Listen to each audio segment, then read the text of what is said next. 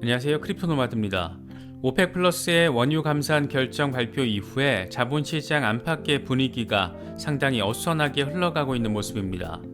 먼저 뉴욕 증시는 혼조세로 마감했습니다. 산유국들의 추가 감산 발표에 따른 인플레이션 악화 우려, 여기에 미국 제조업 지표까지 부진하게 나와주면서 시장의 불안감을 불어넣었습니다. 당장 브렌트유 가격이 6% 넘게 오르면서 1년 사이 가장 큰 하루 상승폭을 기록했는데, 이러다 연말에 진짜 배럴당 $100 찍는 건 아닌지 우려를 키우고 있는 상황입니다. 여기에 공급관리협회 ISM이 발표한 3월 제조업 PMI가 46.3을 기록하면서 3년 최저 수준으로 나와줬습니다. 경기 침체의 우려가 다시금 고개를 들 수 있는 상황까지 더해진 겁니다. 당장 머리가 복잡해질 수 있는 것은 미국 연준입니다. 인플레이션이 간신히 잡힐까 말까 그런 국면으로 접어들자마자 이제 슬슬 금리 동결에 대한 기대감이 피어오르는 그런 상황이 도래하자마자 금리 인상 경로를 더 유지해야 하는 상황에 직면한 것이기 때문입니다. 백악관까지 나서서 감산 결정은 바람직하지 않다, 이렇게 불편한 마음을 가감없이 드러냈고, 제니 옐런 재무장관 역시 아예 대놓고 이번 감산 결정으로 소비자 부담이 더해졌다, 이렇게 말하면서 인플레이션 악화 가능성의 책임을 오펙에 넘기는 듯한 발언을 시전했습니다. 비트코인 역시 한방 얻어맞으면서 27,000달러 초반까지 후퇴하는 상황을 확인했습니다.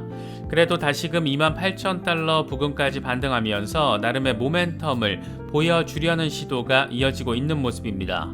시장 안팎이 어수선한 분위기를 보이고 있는데, 단연 눈에 띄는 종목은 도지코인이었습니다.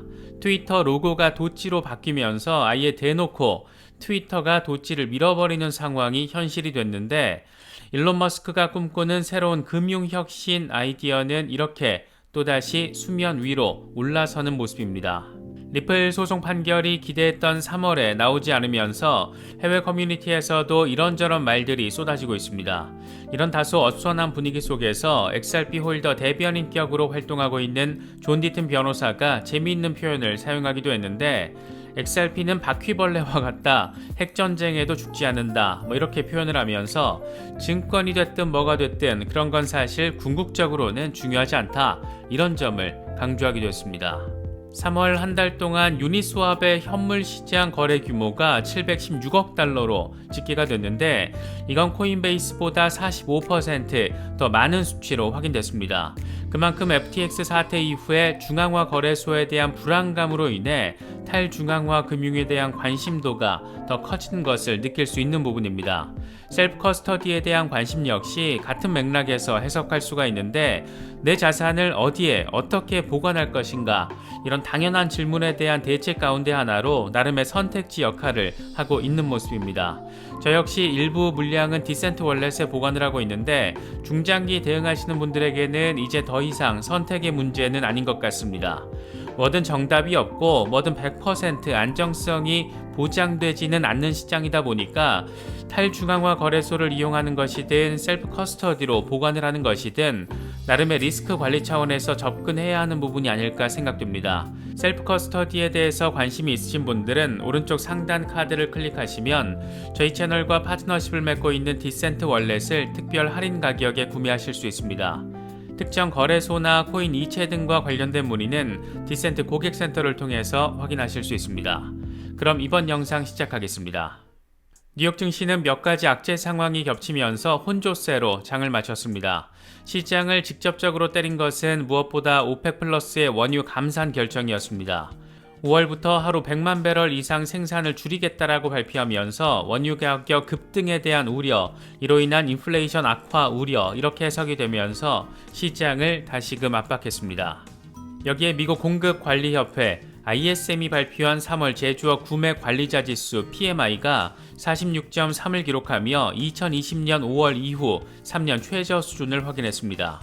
이게 기준점이 50인데 50 이상이면 경기 확장 국면, 50 아래면 경기 위축 국면으로 해석됩니다. 그러니까 지금 경기 위축 상황이 확인된 데다 추가적인 악화 우려까지 더해지면서 시장의 불안감을 가중시킨 것으로 바라볼 수가 있습니다. S&P 500 글로벌이 집계하는 3월 제조업 PMI 역시 49.2로 위축 상황을 확인했습니다. 오펙 플러스가 원유 감산을 밝힌 것은 다분히 이 사우디와 러시아가 미국을 향해서 협공한 양상이 짙다라고 바라볼 수가 있는데, 그래서인지 미국 백악관 국가안전보장회의까지 나서서 이번 감산 결정에 대해서 불편한 심기를 고스란히 내보였습니다.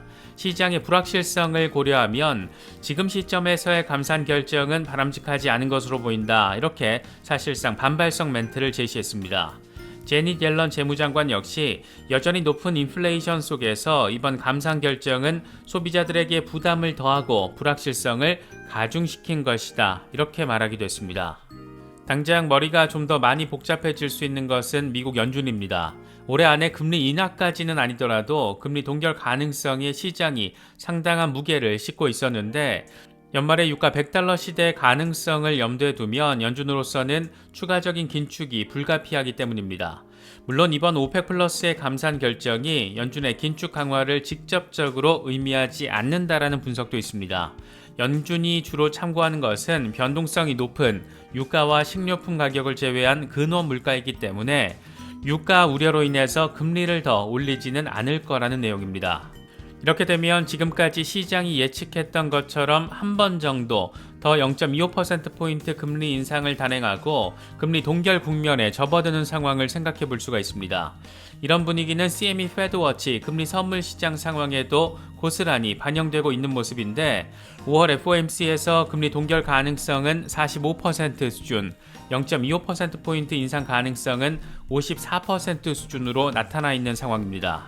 비트코인 역시 일단은 한방 얻어맞은 상황입니다.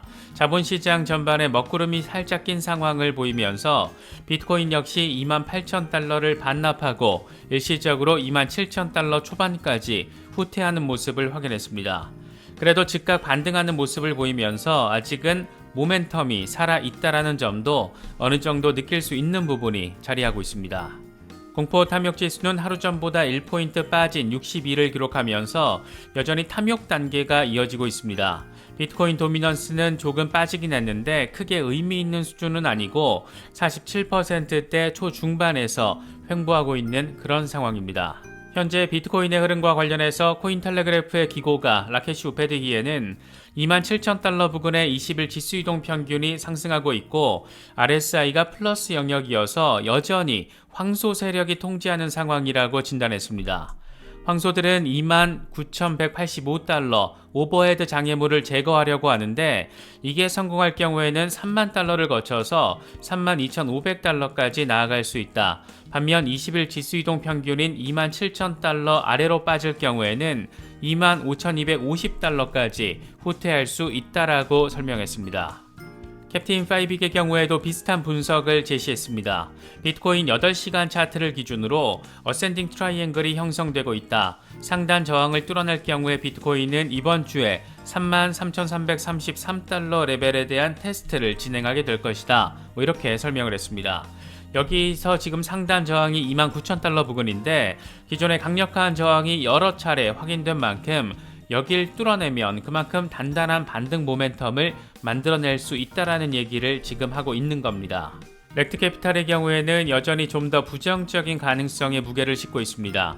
일간 차트 기준으로 비트코인은 29,000달러 부근의 검은색 상단 저항 돌파를 위해서 고군분투를 하고 있다. 비트코인은 27,000달러 부근의 녹색 라인과 29,000달러 부근의 블랙 라인 사이에서 통합될 수가 있는데, 곧 녹색 라인으로 떨어질 수가 있고 이게 현실화될 경우에는 더 깊은 하락으로 이어질 수 있다라고 설명했습니다. 최대 하락폭은 파란색 라인으로 표시되어 있는데 이게 2만 달러 부근입니다. 200일 단순 이동 평균이 자리한 그런 부근이기도 합니다. 계절적인 부분에 방점을 찍자면 역사적으로 4월은 비트코인과 주식 등 위험자산의 우호적인 시기이기도 했습니다. 매트릭스 포트 데이터를 보면 비트코인은 지난 10년 가운데 6번에 걸쳐서 4월에 월간 플러스 성적을 보였고 4월 평균 월간 수익률은 17% 수준으로 나타났습니다. 지난 10년 동안 4월은 비트코인에게 있어서 상반기 최고의 달이었고 연간 기준으로 봤을 때는 세 번째로 좋은 성적을 거뒀습니다. S&P 500의 경우에는 10년 동안 8번 4월에 상승을 했고 평균 수익률은 2.6%였습니다. 과연 올해도 4월에 이런 역사적인 흐름의 반복성이 확인될 수 있을지 주목되는 그런 상황입니다. 하루 사이 가장 큰 관심을 모은 알트 종목은 단연 도치코인이 아닐까 싶습니다. 트위터 로고가 이 도치코인 로고로 교체된 이후에 장중 30% 수준의 폭등을 확인했습니다. 이게 처음에는 일론 머스크가 장난치는 것 아니냐 이런 말들이 나오기도 했었는데 어쨌든 결과적으로 도치코인은 나름의 단기적인 투더문 양상을 확인했습니다. 이번 도치 로고 교체는 무엇보다 트위터의 암호화폐 결제 도입이 이제 진짜 조만간 현실화되는 것 아니냐, 임박한 것 아니냐 이런 해석과 맞물리면서 좀 더 시세를 자극한 측면이 자리하고 있습니다. 그동안 일론 머스크는 트위터를 모든 것들의 금융 앱으로 만들겠다 이런 부분들 강조해왔고 실제로 연방정부와 각 주정부에 금융 관련 라이센스를 받기 위한 신청 작업 이미 진행해 놓은 상태이기도 합니다.